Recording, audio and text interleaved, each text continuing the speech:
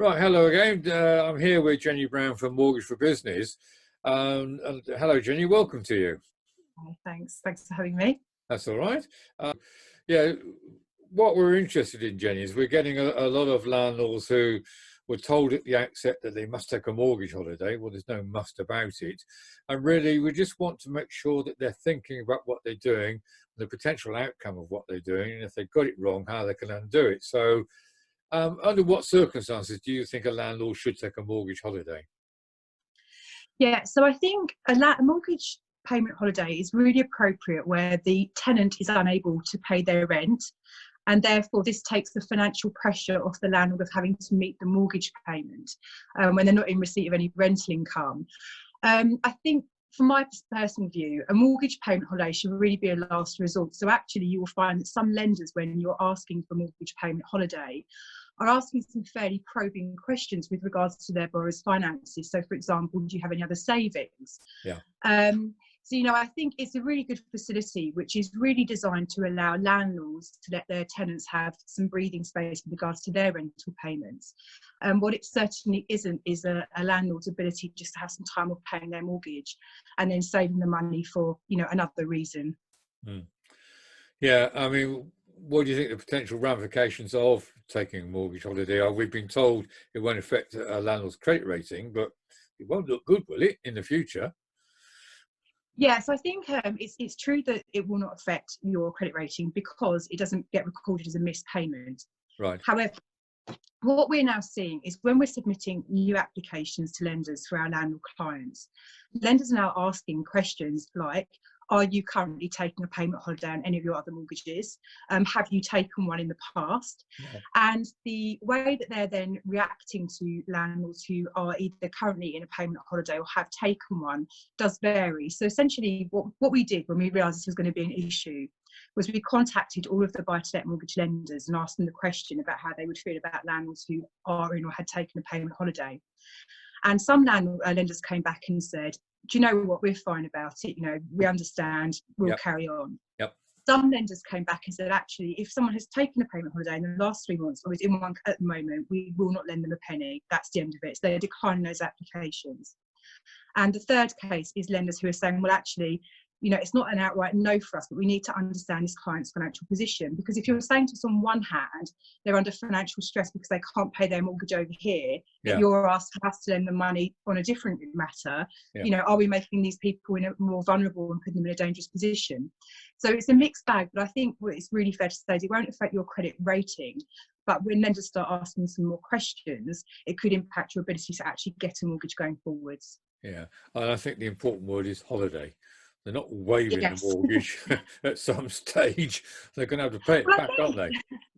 Some people, I think, almost felt that it was kind of like just having some time off from your mortgage, but the money is still needs to be paid. It doesn't go away, so it's that you become more indebted by taking these holidays. It's not just a couple of months off, and that's great news. So you still owe more money at the end of it as well. It's not free.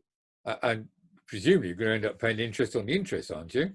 I'd imagine so, yeah, because the debt would have increased and they're not going to, that will then get interest charged on it. So, yeah, it can be quite an expensive thing that, I don't necessarily know that everyone who's requested one necessarily really needs it. Yeah. So I think actually maybe in hindsight, we've definitely had some clients who said, actually, I request this payment holiday, but I don't really want it anymore because I'm now realising this isn't necessarily the way to go. Yeah. I think there were knee-jerk reactions where people were kind of worried, what if my tenants don't pay the rents? What if my job's at risk? Let me just do this because I can conserve some money to kind of as a pool of money to dip into if I need it. And now they're feeling a bit more comfortable and thinking, well, actually, I don't really want to be doing this anymore. So they're kind of reneging on the payment holidays. Yeah. Yeah, and really that is the question. So if someone's made an application and they think, no, I don't want to, what should they be doing?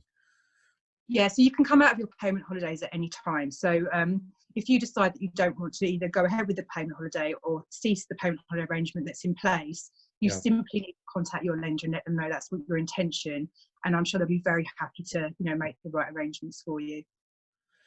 And if a landlord really doesn't want to take a holiday, but they are struggling, is there anything they can do? Can they sort of say, look, can I do 80% of my mortgage for the next 3 months and then pay it back at a later stage rather than taking a complete holiday?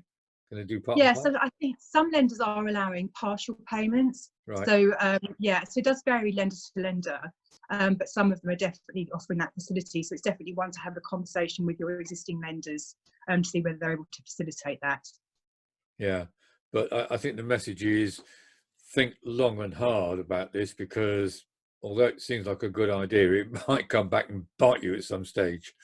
Yeah, and that's really the worry, isn't it? You know, and I think a lot of people jumped into these because they were really worried, you know, and that's absolutely a viable reason for doing so. But I think now we've got a bit more kind of space between initial lockdown, and we've all got a better feel of where things are going. Yeah. I think actually maybe people are realising that it's not necessarily the way to go. And actually, if you are going to need a mortgage, particularly in the next few months, it could do you some real harm. Yeah, that's on its own. That's a good advice, that bit there. So, you know, and anything else you've noticed in the mortgage market recently? Anything exciting happening, or don't So exciting much. things happen? It's actually non-stop changes at the moment. So we had the announcement that valuers were going to be able to start going out again. So in terms of how the lenders have reacted to this, and some lenders are already sending valuers out and booking appointments.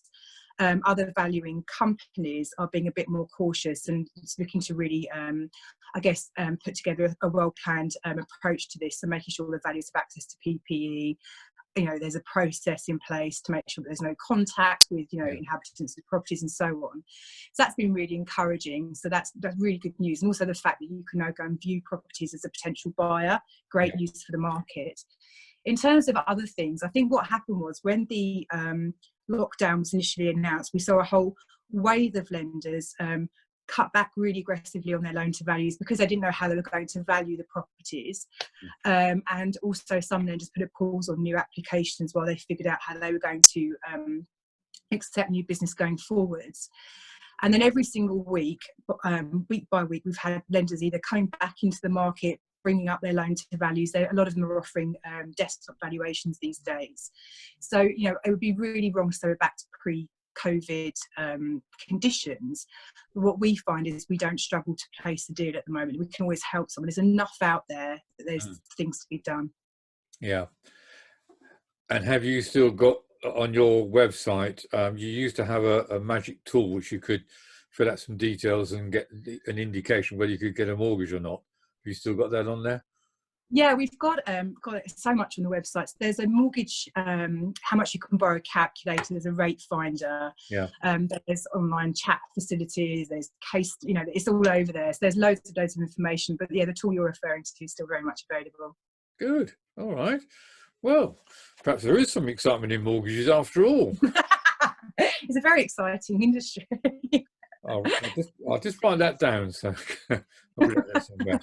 Right, well, Jenny, thank you very much. And I'm sure, you know, we'll be in touch with you again, have a little chat. So thank you for your time. Pleasure. Thank you very much. Cheers.